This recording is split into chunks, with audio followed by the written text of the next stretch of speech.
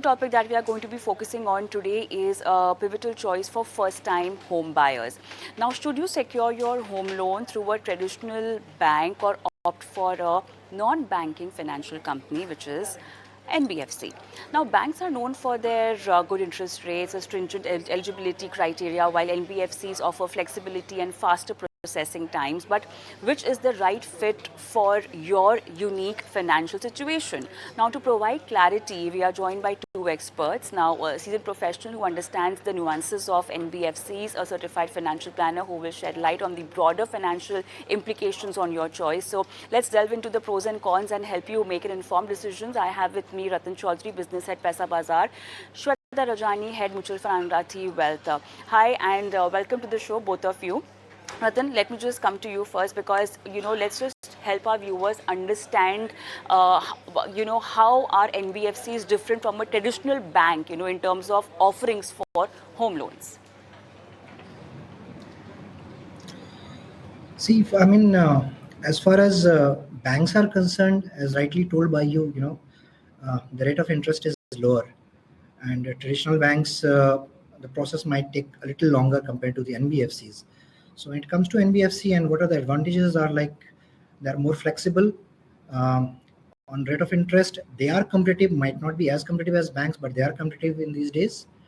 And for the new home buyers and the first time buyers that you are talking about, what is also important is that the eligibility criterion. So most of the time, the kind of quantum of loan that they are looking for, might be provided by an NBFC or an HFC as compared to a bank. Now, the traditional data also shows that the NTC, new to credit customers, who might also fall in this range of first-time buyers, 42% of the loans are being done by NBFCs these days, and new to credit customers are 50% in the home loan buying category. So if you combine these, definitely the inclination should be more towards NBFC for a first-time buyer than a traditional bank or a PSB. Ratan, one more question on the regulatory angle that I want to understand from you. Now, with evolving regulations, on NBFCs, how are NBFCs ensuring transparency, protecting borrowers' interest over here? What measures are in place to handle defaults or financial hardships, which are faced by borrowers? See, as far as rules and regulations are concerned, earlier the NBFCs were, the HFCs were regulated by NHB. And 2019 onwards, they are being governed by RBI. They're regulated by RBI. So as far as rules and regulations concerned, they follow most of the guidelines, which a traditional bank would be following. How do they safeguard a borrower's interest? As far as see, when a person is availing a loan, okay, as far as due diligence on the property is concerned, he should actually safeguard it himself. Bank will do their due diligence, but the customer also has, be vigilant, the kind of property that he's buying. But what is important is that although, these banks are flexible, but their due diligence is, at par with, any of the banks, any of the traditional banks or the PSBs. So the customer's, interest is equally safeguarded, whether or not he's, availing a loan from an NBFC or a traditional bank. Shweta, let's do a comparative analysis over here. And from a financial planning perspective, Shweta, how should a first-time buyer decide between a bank and an NBFC for a home loan? We are talking about long-term financial implications. So now, what long-term financial implications should be considered when choosing between the two of them? Sure.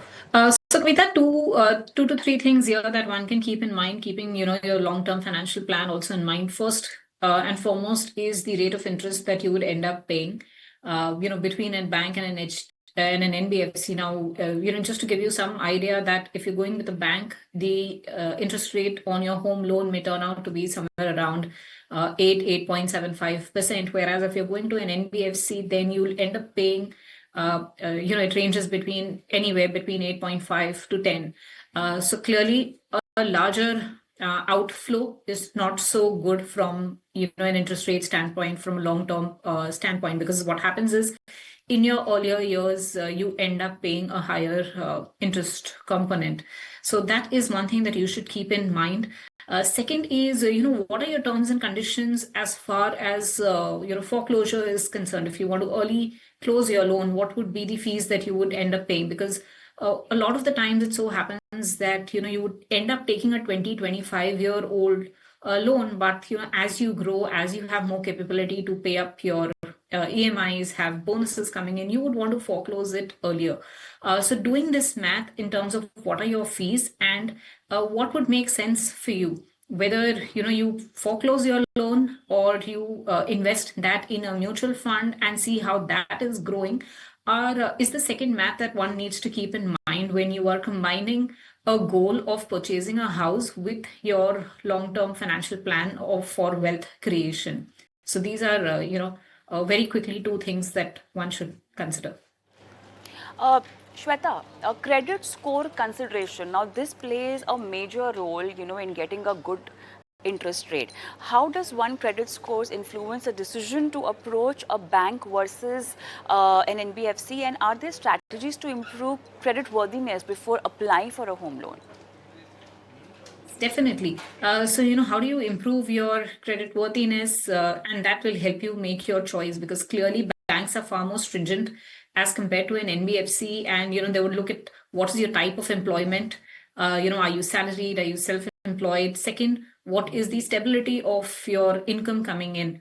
That matters, and CIBIL score or credit worthiness. So, few things, very simple, basic things that you can do, which ensures you're improving that credit score is have a limited usage of credit card. And if you have credit cards, ensure that you make your payments on timely basis. So, that is definitely one thing that would improve your score. The amount of loans, how many times have you taken a loan? And what has been your repayment capability for that is another very basic thing, but it matters. What type of loan have you taken? These are, 2-3 things that will help you improve your score. So if you're planning to buy a house in the next 2-3 years, keep a watch of it, keep a watch of your spending pattern. It tells you, these are small things which matter in terms of improving your score. Ratan, see, NBFCs are known for quicker loan processing.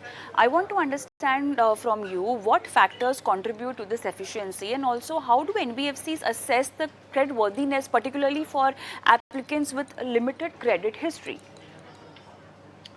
So there's a couple of things. First thing that I'll like to mention is that their policies are less stringent. What does that mean? Like you know they don't mandate that suppose a person is purchasing a property in his own or in her own name, then a single borrower just might qualify to take a loan. That might not be the norm with few of the banks where you might need a co-applicant, you might need a woman borrower as a co-applicant. So these are the things where maybe availing a loan from an NBFC helps. How do they actually they are very very supportive as far as a borrower is concerned. Normally they don't take a call. So unlike the notion it's like if you're availing a loan from an NBFC, a person with a poor credit history or who might not be eligible for a loan, or who might be buying a property where the title is not clear, it might not go through. Where they normally take a call is on the quantum of the loan, on faster processing. It's like because the type of vendors that they have empaneled, they will be working on a very very fast turnaround time. So these are the things where they actually score over a traditional bank.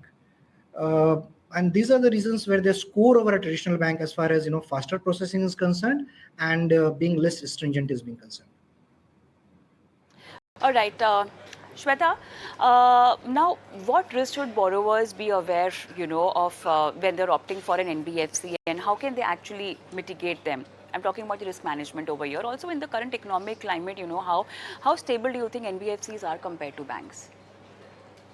Today, if you go to see, if you compare the kind of regulations that NBFCs also have to follow, they're pretty much very similar to, I would say, banking, regulations that they have to follow. The audits that RBI conducts on them is also as I'd say stringent compared to what it was a few years back. We've been seeing the NPAs have been reducing for quite a good number of NBFCs.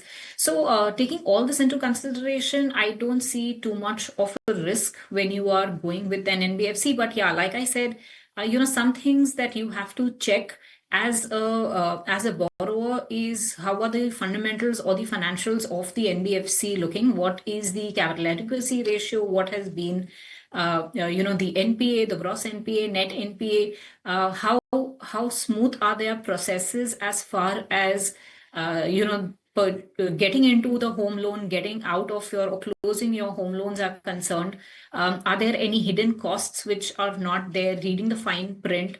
These are a few things that one should keep in mind and can help you mitigate a lot of your risks or shocks that you may get later on.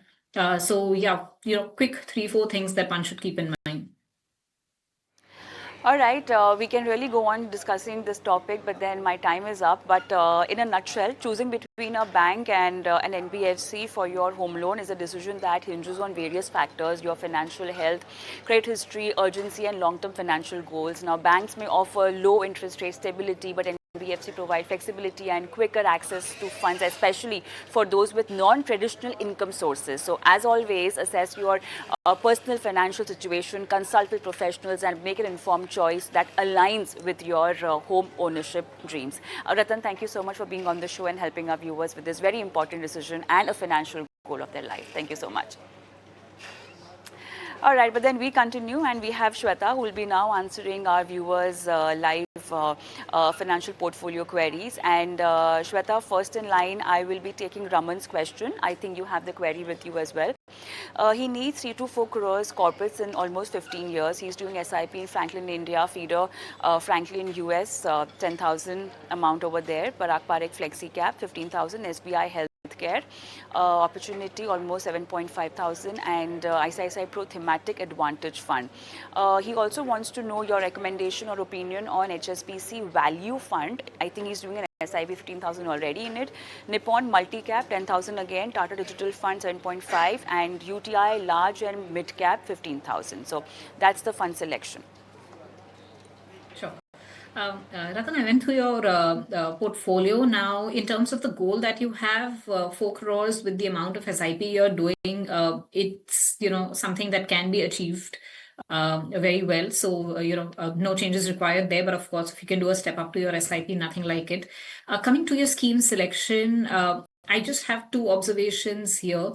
One, you have an exposure to the Franklin US feeder. Now, given the situation where we are in, going forward for the next few years, India looks better placed compared to a lot of global markets, whether it is, economic growth. We are, India as a country is expected to be among the fastest growing, earnings, valuations, all that. If you look, I suggest being in a domestic equity fund for you that may give you a better return. Second is you have quite a few sector funds in your portfolio. Now, like, I've been always saying sector fund needs a lot more involvement by the investor, understanding these sectors and timing it very well, which does not happen with most of the investors. So I suggest you to stop your SIPs here. Third thing you asked on the HSBC Value Fund. Now see, value as a style of investing, there are 2 categories which have similar style, value or contra. In looking at the historical record between value contra has been a better category than value, even though both of them have a similar style. So I suggest you to stop your SIP there too. You can instead go for an SBI contra fund in the portfolio.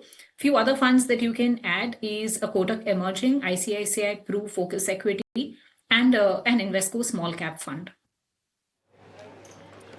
All right, Shweta, let's move on and let's take Deepak's question. And he wants you to recommend or guide him in terms of asset allocation for his future.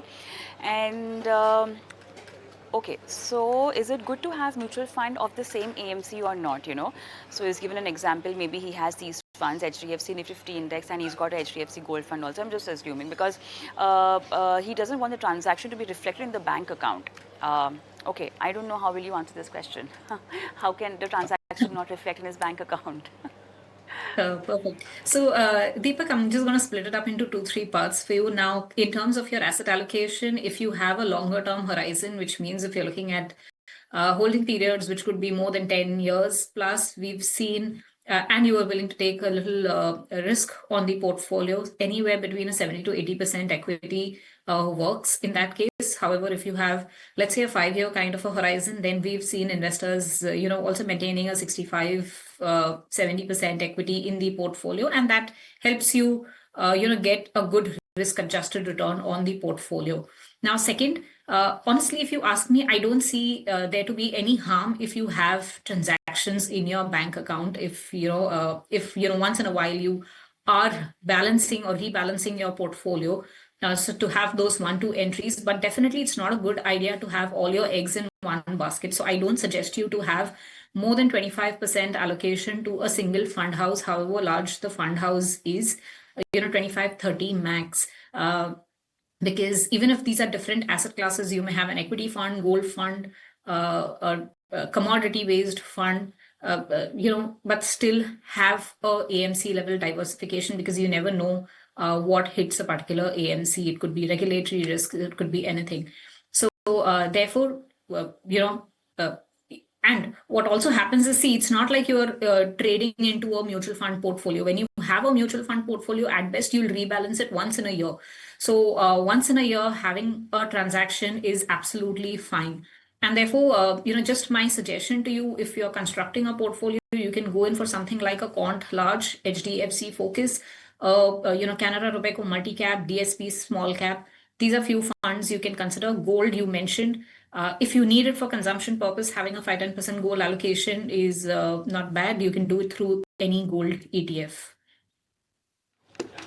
All right.